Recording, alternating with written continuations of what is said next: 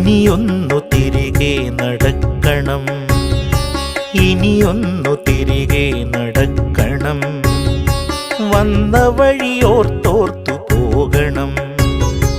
ഇനിയൊന്നു തിരികെ നടക്കണം, ഇനിയൊന്നു തിരികെ നടക്കണം. വന്ന വഴിയോർത്തോർത്തു പോകണം. മുള്ളുപതിച്ചൊരാവേവിൻ്റെ ചൂടുള്ള പെരുവഴിയിലൂടെ തിരിക്കണം. ഇനിയൊന്നു തിരികെ നടക്കണം.